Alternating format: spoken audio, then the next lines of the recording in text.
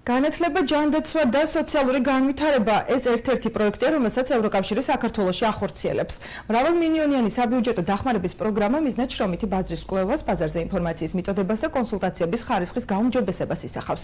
საქართველოში ევროკავშირის წარმომადგენელი პროგრამის მიზნად სამუშაოს მაძიებელთათვის ადეკვატური სამუშაოს პოვნის საკითხებში ქვეყნის შესაძლებლობების განვითარებას და დასაქმებას, საპარტნიორო ურთიერთობების განვითარებას ასახელებს. დეტალები თემასთან დაკავშირებით იხილეთ მთავარ გამოშვებაში.